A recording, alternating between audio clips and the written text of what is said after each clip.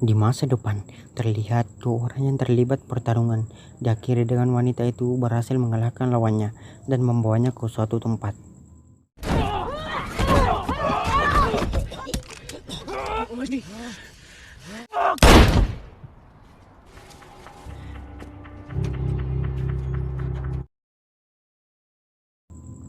Kemudian, ia kembali ke tempat tinggalnya, mengobati lukanya dari pertarungan sebelumnya.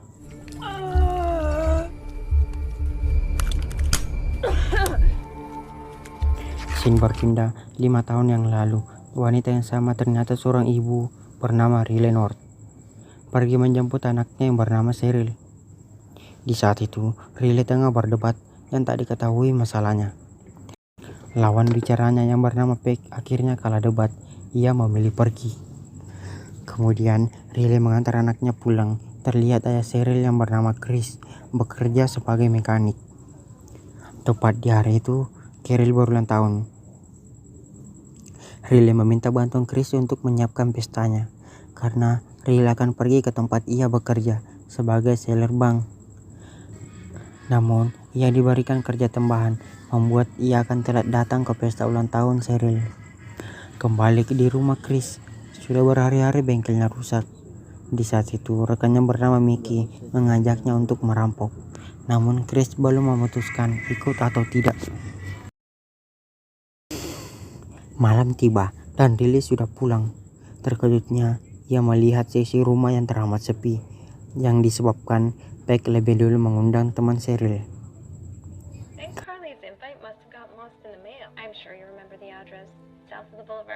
Demi anaknya, Riley mengubah kesedihan Cheryl dengan merayakan ulang tahunnya di karnaval Natal.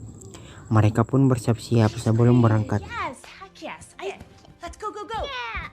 Di karnaval, terlihat mereka yang bahagia menikmati satu persatu wahana. Sebelum pulang, mereka membeli es krim sebagai penutup kebersamaan dan kebahagiaan mereka. Karena di sisi lain, seorang Diego Garcia mengetahui kalau tempatnya akan dirampok. Ia pun menghabisi Mickey, selanjutnya Chris. Scene kembali saat keluarga tersebut akan menuju ke mobil. Tiba-tiba mereka dihujani tembakan. Riley yang selamat tak bisa menahan tangis akan kematian suami dan anaknya.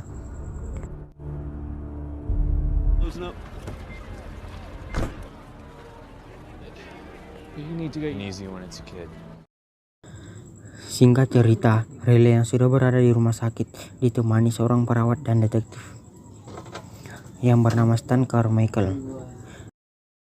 Stan ingin bicara agar Riley mau jadi saksi, namun ingatan Riley saat itu terganggu. Untungnya, Stan membawa sesuatu yang membuat Riley jadi ingat pelaku yang membuat keluarganya. Tak berselang lama, beberapa anak buah Diego jadi tersangka dan akan diperlihatkan ke Riley siapa pelakunya. Riley mengingat pelakunya lewat tato di wajahnya.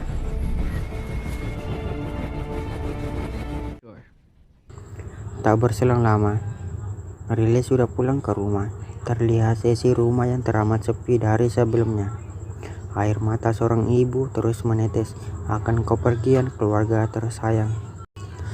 Kemudian datang seorang pria yang ingin Riley dapat tutup mulut dan tidak melanjutkan kasus ini. Jelasnya Riley pasti menolak. Hari berganti di pengadilan. Rupanya orang yang sebelumnya dibayar Diego jadi pengacara untuk anak buahnya. Riley yang tak bisa berbuat apa-apa karena ia tak punya bukti apapun, membuat pengacara tersebut menyudutkan Riley, yang pada akhirnya sang hakim membebaskan mereka. Tak, Riley yang tak terima hendak memberontak namun digagalkan oleh penjaga. Saat Riley tahu akan dibawa ke rumah sakit jiwa, tiba-tiba ia mengajar Stan dan berusaha menjauh.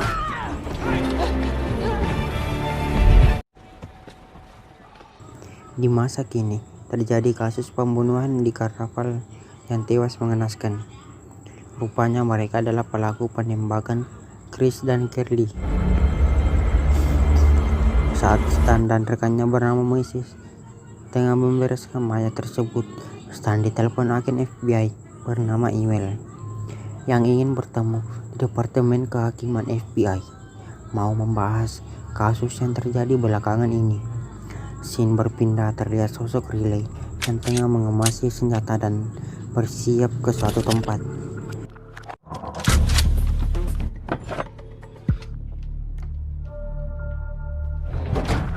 Rupanya, ia mendatangi kediaman hakim yang pernah mengadili kasusnya 5 tahun lalu.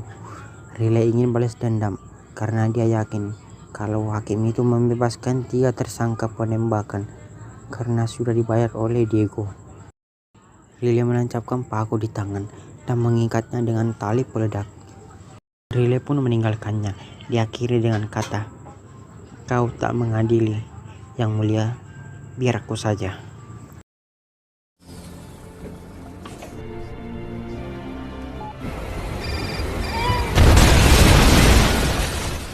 Scene beralih di tempat Stan berkumpul, membahas banyak kejadian yang berhubungan dengan Riley North.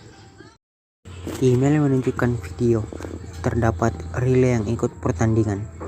Stan menyimpulkan kalau selama 5 tahun berlalu, Riley berlatih dengan tujuan balas dendam.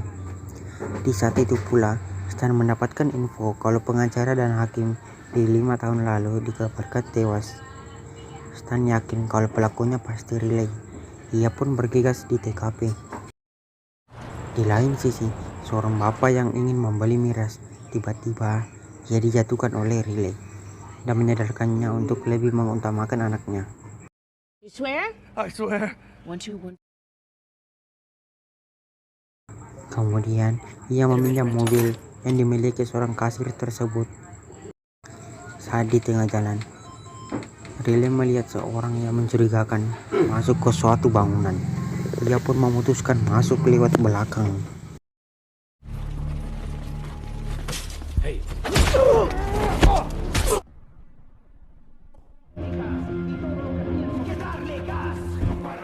Rupanya tempat tersebut adalah tempat pencucian uang yang dimiliki Diego.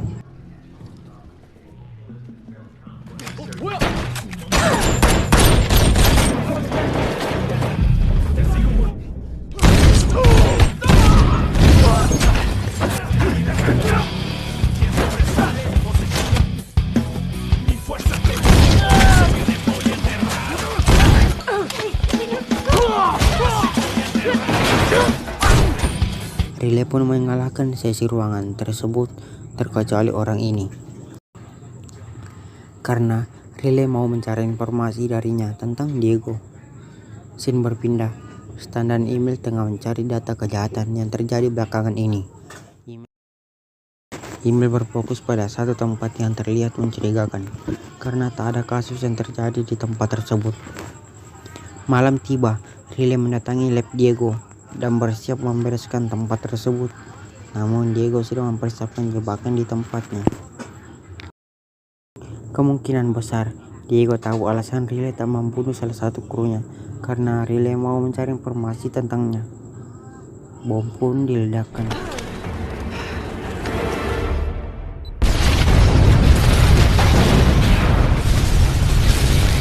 Untungnya Riley selamat. Kemudian ia membuntuti anak buah Diego. Dia yakin kalau mereka akan pergi ke tempat Diego berada.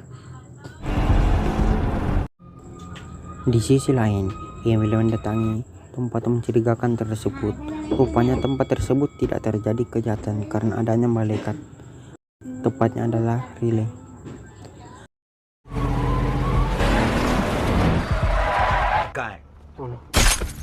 Kembali ke Riley, terlihat dia sudah sampai. Ia pun membereskan tempat tersebut hingga ketemulah dia dengan Diego.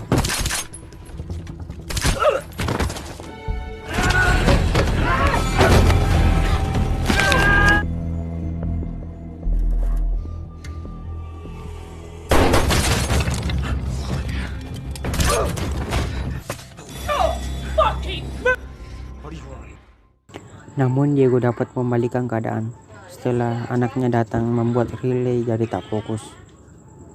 Di saat yang bersamaan datanglah polisi. Seisi ruangan pun melarikan diri termasuk Riley.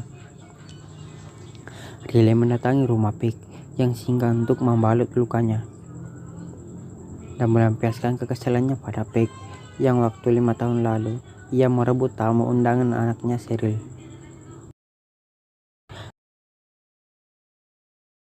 Scene berpindah, tak berselang lama Stan datang menjumpai email. Rupanya email menemukan sesuatu. Terdapat banyak senjata di dalam van yang dipastikan kalau itu adalah milik Riley. Saat email akan mengkoordinasikan hal yang dia temukan, tiba-tiba Stan menembak email. Ternyata Stan sudah berpihak pada Diego. Ia pun membocorkan tempat tinggal Riley. Diego pun mempersiapkan seluruh kru untuk bergerak kembali ke Riley yang sudah pulang. Terlihat ia dengan keadaan lemah dan menyedihkan. Tak berselang lama, Diego sudah tiba dan mengerahkan seluruh kru untuk berpencar. Terlihat Riley yang membayangkan kedatangan sosok anaknya yang seakan membangunkannya dari keadaan terpuruk. Oh, come on.